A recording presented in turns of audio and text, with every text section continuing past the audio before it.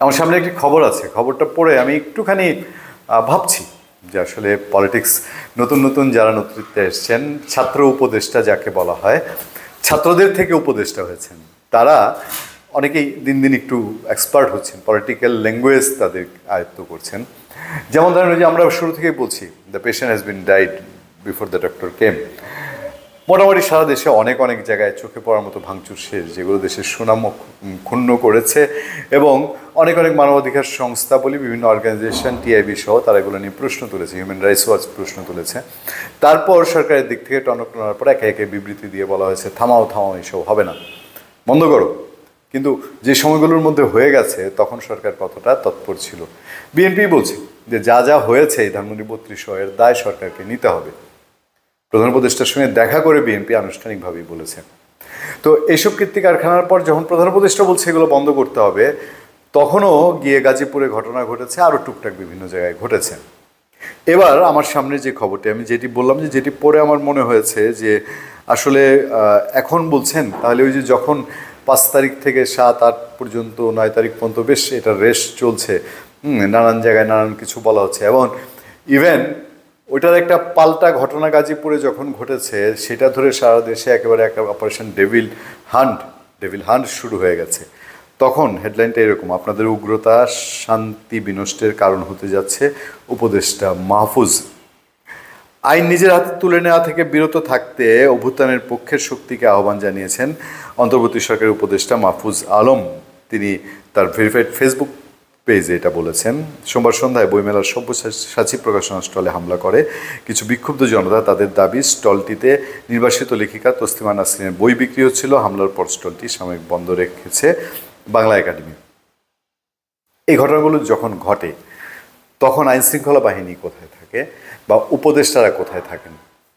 এই যে বলছি যে 5 তারিখ থেকে 7-8-9 তারিখ পর্যন্ত যা ঘটেছে, তখন যদি একজন উপদেষ্টা বা এই যারা ছাত্র উপদেষ্টা আছে তারা যদি বলতেন যে হ্যাঁ ট্রাইব্যুনালে বিচার চলছে, এই বিচার অনুযায়ী এবং সরকার একেবারে অঙ্গীকারাবদ্ধ যে ফেসিবাদের বিচার হবে, সেই বিচারে যদি ধানমন্ডি ৩২০০ ভেঙে ফেলতে হয় ভেঙে ফেলা হবে দেশের আইন অনুযায়ী। যদি দেশ থেকে সমস্ত মোরাল তুলে দিতে হয় দেশের আইন অনুযায়ী, রীতি অনুযায়ী, সংবিধান আছে, সামনে সংসদ আসছে, সে অনুযায়ী, তাহলে কি দেশের এই যে এখন একটা অস্থিতিশীল অবস্থা গেছে সেই অবস্থাটা কি হতো কিনা? যাই হোক, এখন তসলিমা নাসরিন বাংলাদেশে সবসময়ই বিতর্কিত একজন লেখিকা। আমরা কখনোই তসলিমা নাসরিনের একক কোনো ভক্ত ছিলাম না। তসলিমা নাসরিনের বই কোথাও উঠেছে, গোয়েন্দারাও ছিলেন তো নিশ্চয়ই, ওনারা কোথায় ছিলেন? ওনাদেরও তো সরকারকে ইনফর্ম করার কথা ছিল যে এরকম একটা বই আসলে কী ধরনের পরিস্থিতি হতে পারে। অন্তর্বর্তী সরকারের এই উপদেষ্টা আরও বলেন, কথিত আন্দোলন আর মবের মহড়া আমরা এখন থেকে শক্ত হাতে মোকাবেলা করব। রাষ্ট্রকে অকার্যকর এবং ব্যর্থ প্রমাণের চেষ্টা করা হলে এক বিন্দু ছাড় দেওয়া হবে না। আমরা আবার বিভিন্ন সমন্বয়কের তো ভিডিও ভাইরাল দেখছি, তারা বলছেন মবটা যে উচ্চারণ করবে তাকেও দেখছেন না।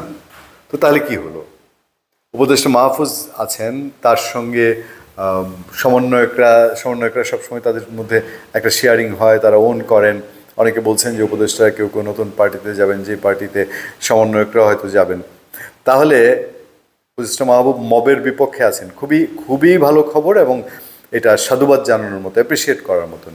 কিন্তু আবার তার যারা ফলোয়ার আছেন অথবা ছোট ভাই অথবা সহযোদ্ধা, তারা কেউ কেউ কি মবকে আবার উৎসাহিত করছেন?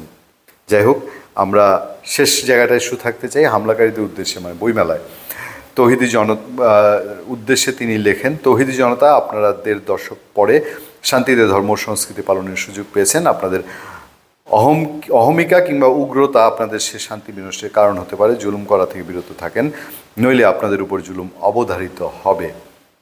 যাই হোক, ক্ষমতায় থেকে অন্তত এই উপলব্ধিটা আসা বাংলাদেশের রাজনৈতিক দলগুলোর আসে না। সেদিক থেকে আমি উপদেষ্টা মাহফুজকে সাধুবাদই জানাতে চাই।